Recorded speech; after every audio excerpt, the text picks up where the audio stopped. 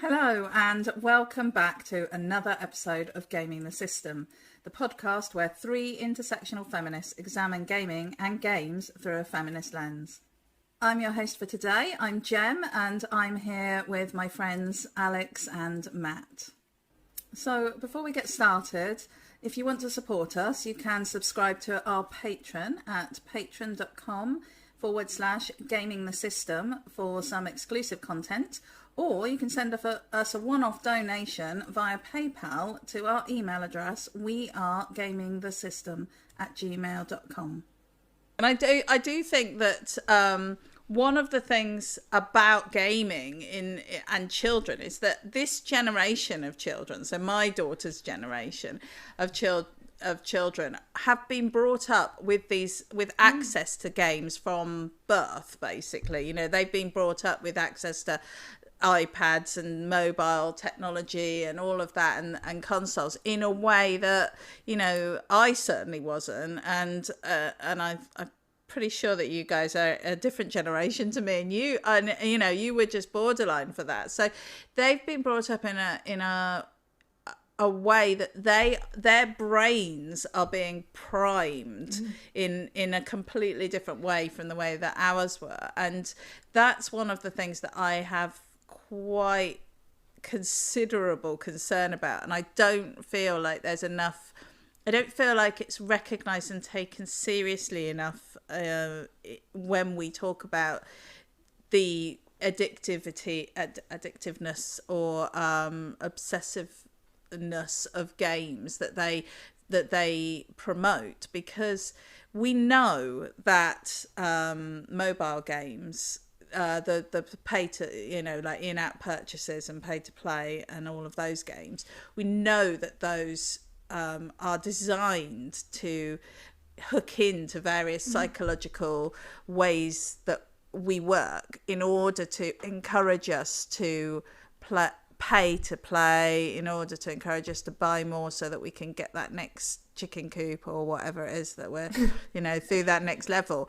And I mentioned a few weeks ago that I've been playing Evermerge, which is one of those merge games, and they are constantly trying to get me to spend real money. Like when I log in, I get 2 pop-ups immediately saying, do you want to buy this? It's only £3.99. Do you want to buy this? It's £5.99.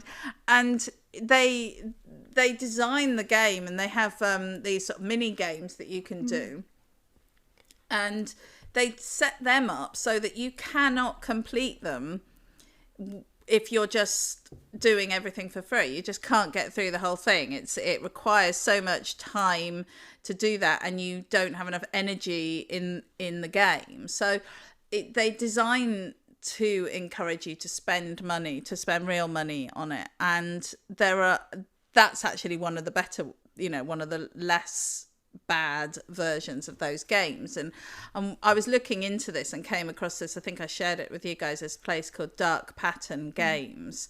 I'd not heard of the concept of dark patterns, but apparently it's a gaming dark pattern is something that is deliberately added to a game to cause an unwanted negative experience for the player with a positive outcome for the game developer. So that would be something like saying you can't finish this, you need to pay money to get this next level of things. Or one of the things that they were talking about is when you're encouraged to pay for a skin that in a year's time is made available for free and things like that. So these are things where the games company is deliberately manipulating the games in such a way as to encourage us to spend money or to buy their games or whatever.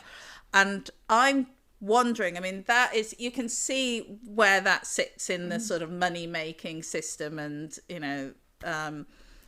Matt, I'm sure you've got a thing or two to say about the capitalist assholes that are encouraging this, and it is a real problem. But our kids are being brought up with this in this world. They're being exposed to these games with these systems and these ways of working, and I just wonder if it's so far from reality to imagine that the big gaming companies wouldn't be implementing some of these systems into their games to encourage you to play the game, to play it again, to buy the add-ons, to buy the, downloadable content, all of this stuff. It doesn't feel like a big leap for me. So I think that's where I wonder. Yeah, I would say they already do. Certainly with the way that DLC is marketed and all that sort of thing, and also pre-orders as well. It's a similar sort of thing. When you sent through was it Dark Matter link, I read it and I was actually reading it going, oh my God, that's in Duolingo, and I was just going through this and it was all in Duolingo, the language learning app, which is very heavily gamified. But I was like, oh my God, I hadn't thought about it that way. Actually, it's just a cycle of negativity. Even though I'm learning a language, which is a positive for me, and I enjoy it, it's actually just doing it based on this like horrible loop of just getting me to keep going and keep going, and stay on the app and use the app. So yeah, that was quite scary to read, but yeah, it does make you think. And I do think, like you say, it is in the larger games, with the things like microtransactions and just the competitive nature of gaming, particularly in the big sort of multiplayer ones, things like Fortnite and stuff like that. I do think those things are already hidden in there, even if they're not immediately obvious. Yeah, I mean, my daughter was playing a Roblox game where you got points and went up a leaderboard, and everyone in the game was extremely competitive about going up the leaderboard, and the way you earned the points was you were in the game. Oh. So the longer that you stayed in the game, you didn't do anything, you just had to be logged into the game. Okay. And then you earn points. So people were just leaving themselves in the game and coming back and, like stopping themselves and getting checked out. And then they get up to the top of the leaderboard, and it was just crazy. You could then pay to boost the amount of XP that you got to help you up. So my daughter did end up doing that. She got a boost, so she got 2 times as much points because she was so, and I could not get my head around it. I was like, but can you see scenarios, Matt, where these kind of systems and hooks will find their way into sort of more hardcore games, for want of a better term?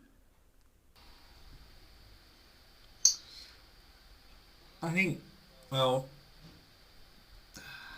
there are always going to be predators and predatory practices.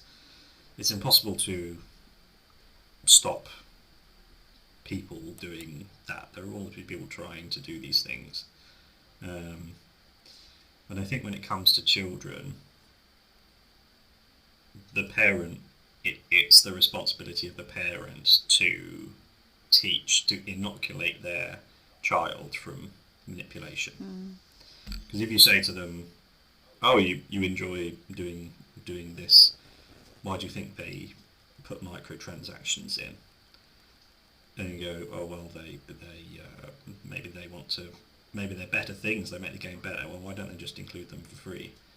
And those conversations to have with child. Again, you can't force someone to understand something. You can't force someone to feel something, especially with children, especially teenagers. They want to rebel. But then there are safe and healthy ways to rebel that won't do any damage. And then there are unsafe ways to rebel by dating a 25-year-old and your mum going, you can't do that, are you mad? And they go, but I love him, we're going to get married. The amount of time that happens all over the world. And it's just the parent needs to, I think the role of a parent is understood to be far more nuanced and challenging now, because it's a parent's responsibility to themselves recognise how the world works and the forces that are looking to manipulate people. And if the parent isn't aware, then they don't know how to teach the child to be aware. And there is a way to spend your entire life gaming and it be very fulfilling and enjoyable. It needs to be part of a holistic experience. But you need to have the self-awareness of why you want to game so much and all of that. And so, because of capitalism and the power that corporations have made, so America is basically bought and sold by corporations, because bribery is legal there. Corporations are allowed to donate as much money as they like to political candidates. So any kind of the things that they want from governments is tax cuts and deregulation is allowing them to do whatever predatory practices they can think of. And so you can't rely on the government to stop them. You can't rely on society to come together to stop them, because people are busy. Capitalism is designed to keep us so busy that we don't have time to manage this kind of thing. And so it really comes down to the parent, I think. And parenting isn't easy. And that's why I doubt I'll ever be a parent, because I'm just starting to work out how to take care of myself. And yeah, so it keeps on coming back to the parent's responsibility to prepare their child for the world. And so most people aren't prepared for the world themselves when they have children. And you need the support of the system. You need a system that is built to allow people to have long family leave, to not spend 5 days a week. It's very, very difficult to give your child the attention and care that they need when you are working 40, 50, 60 hours a week. We need 4-day work weeks with no loss of pay. We need extended holidays. We need better wages. We need easy access and free access to quality mental health care. It shouldn't cost £500 to see a psychiatrist. It shouldn't cost an arm and a leg to have regular therapy. It's all these things that nuance and sophistication are for people who can afford them. And everyone else gets to just try and make do with what they've got. Yeah. And that's where the system comes in and goes, letting everyone down and making people's lives more difficult. When I have to stop myself thinking how much of a utopia this planet could be, just in terms of travelling and seeing the intense beauty and diversity of the world. And there's a lot of nastiness in the world, and in order to truly prepare children for it, the parents need to see it, and it's scary. So it's much easier. I mean, I do think that the point about parents needing to know what the dangers are is actually really valid, and I know that I've known many parents who take no interest in their children's gaming, and therefore have no idea what they're doing or who they're doing it with, or any of those things. So even if if their gaming gets to a problematic level, either because they're doing too much or because they're spending too much money on it, or their life is suffering in some way as a result of their gaming, then quite often the parents aren't going to even notice this until it's too late. I mean, I think the example you gave, Alex, of your mum coming in and being like, no. Yeah, exactly. Was I can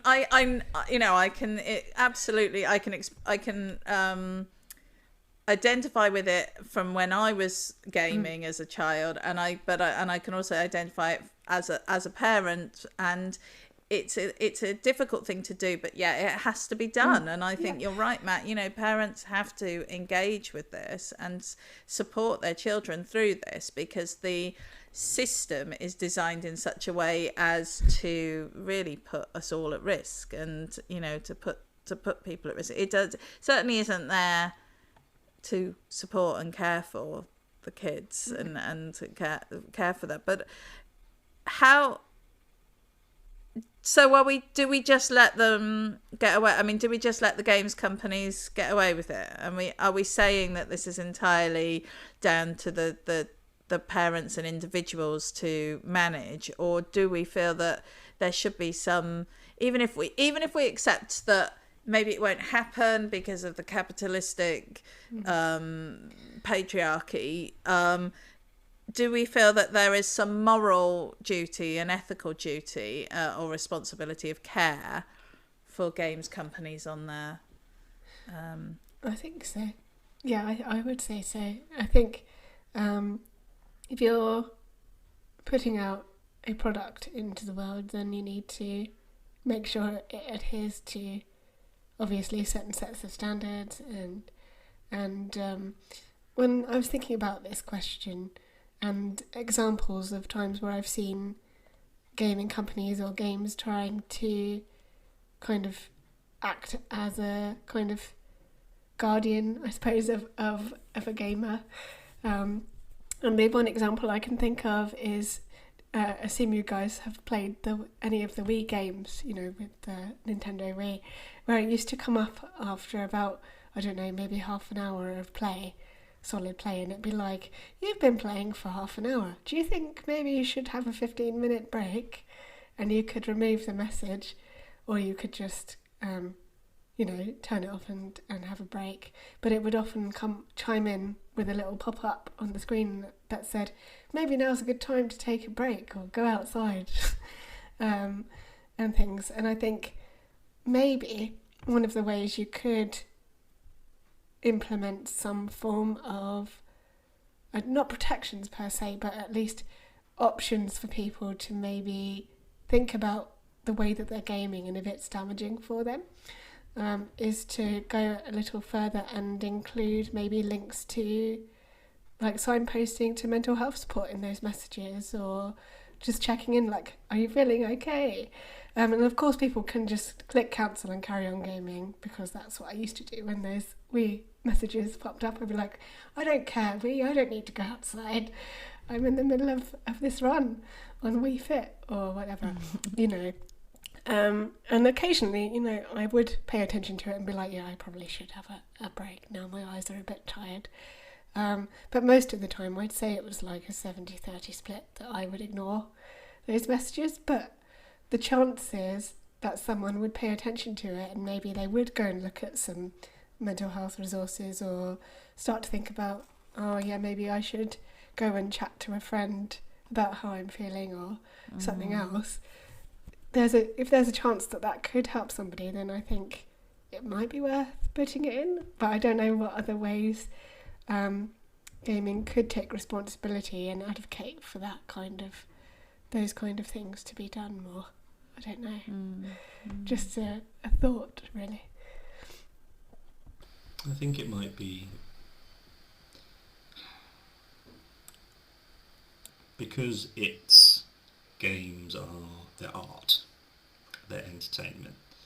Their only goal is to entertain people or interest people, and I think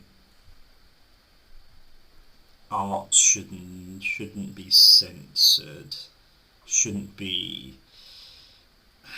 It's hard to apply morals to art, and I think it's better to let them create these things. May I ask you a quick question now that you've mentioned that, Matt? You talk about art, but I think there's a difference between passive consumption of art and active consumption of art, and I think gaming is a lot more active than, say, a film or a book or a piece of art actually hanging on the wall. So I guess my question would be, what about if it's a very active role that you're taking in consuming that art? Do you think that changes things, or? No, I don't think so. I think it's just it's got a physical element and it's got an interactive element, and it's an activity, and art can be an activity. And again, I think it just comes back to the person being aware of things, and everyone should have the maximum, as much agency in their life as possible, I think. And part of that comes from self-awareness and recognising when someone's trying to manipulate you to see through things. You can go, oh, I recognise this game is trying to get me to buy things. I'm enjoying it. Why am I enjoying it? And then that might lead you to think, oh, this isn't actually very fulfilling. It's just a pleasant gameplay loop. Because that's all games are. They're just loops of activities. And if you compare it to, so do they have a moral responsibility? I don't think artists should, because if you try it, then you apply, well, whose morals is it? Including some people's morals, gay people are an abomination. And so I think when it comes to any kind of art, it's probably best just to let it be, and if you compare it to, say, medication, that has to be regulated, because medication's goal is to maintain and improve people's health. And so anything that is made that is not designed for that can't be released. So that's where areas where it needs to be regulated. And yeah, my feeling is that it's tricky, because I just want to go, gaming's great. Gaming is a great way to spend your life. That's all I want to say. And just, yeah. So I take the point that you made about, you know, being able to kind of review how the games are affecting us, and the techniques that are being used to manipulate us, and recognise them and make a decision whether or not you want to go along with that. But with that in mind, do we think that there are some groups that are maybe more vulnerable than others in respect to that? Are there people who, you know, like, for example, in the case that we started with, you know, as you said, clearly this young man had some big issues going on in his life. The gaming was more than likely a reaction to those issues, and it's those issues that need to be tackled. However, the flip side is that because he was in that scenario, that wasn't getting the support and the help that he needed, he was unable to protect himself against these manipulating systems put into games to encourage us to spend money or to spend more time in their games, etc., etc., etc. And he was being taken advantage of, and he wasn't necessarily able to protect himself. And his mum, who, you know, for better or worse, also wasn't able to protect him. And then there are other situations where people are maybe just don't have the mental capacity to recognise this kind of subtle manipulation that's going on. You know, I mean, I feel manipulated when I play my Merge game. I feel the pull. I feel the desire to just pay £3.99, and, you know, I can get that merge those things, and I am able to go, no, I don't need to do that. That's not what I'm doing. I'm not playing the game in that way. But if you're 12 or you're, you have learning challenges or whatever, then you might not be able to do that, or you're just you just are really depressed or really anxious, then you're much more vulnerable to those kind of signals, I would have thought. And so how do we, are those groups more vulnerable? And in that scenario, how do we protect them? How do we ensure that, because we can't rely on people's parents, unfortunately, because, not everyone has lovely parents. Like we all obviously do. and are. Of course. Yes. Yeah, it's really interesting, isn't it? I definitely think we could carry on talking about it for a bit long, another episode even. But yeah, there's so much you could kind of delve into. But yeah, it's like the whole thing kind of overlaps with the online safety bill as well, doesn't it? That we discussed in previous episodes, and managing safety in online spaces and safeguarding and the responsibilities there, because that there's dangerous stuff that happens there as well. But I think the young, when it comes to children, it's the easiest thing to cut them off financially. It's impossible for them to have any finances apart from pocket money given to them, any digital finances.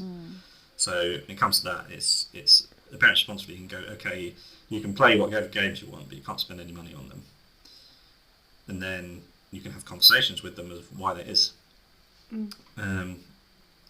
And so when it comes to children, that area is easy, but when it comes to adults, it's one of those things. If you've got disposable income, then it's up to you. If you're spending absolutely everything you have, then that's a problem. But yeah, it's tricky. It is tricky. To know what the answer is. Yeah, I think. Well, as you said, Alice, we could probably talk about this for at least another hour, but we haven't got time. So, thank you so much. I've got so much to think about. That's like a really interesting topic, and I think, as you say, Matt, it is tricky. It is not a clear-cut thing, and I think one of the things that I thought when I saw these cases, because I'm generally of the opinion that gaming addiction is a lot rarer than people like to imagine it might be, but I do think that there are problems associated with excessive gaming, and I think gaming companies don't do very much to help that. But the thing that I really thought was that I'm really glad that these cases are being brought, because at least now we can talk about it. People can start having those conversations about where that responsibility lies and how we support people and how we engage with people who are experiencing mental health challenges and breakdowns, and and how gaming can and does help people to tackle those times in their lives. It can be a real force for good, and I know all of us have experienced that at one time or other in our lives. We've definitely have had that experience. So it absolutely shouldn't. I don't think this should be a case of throwing the baby out with the bathwater. This is a conversation that we need to keep having. And so I'm glad we started it, and thank you very much, both of you, for today. So I'm going to say goodbye now. Thank you for listening, and we shall see you soon. Bye.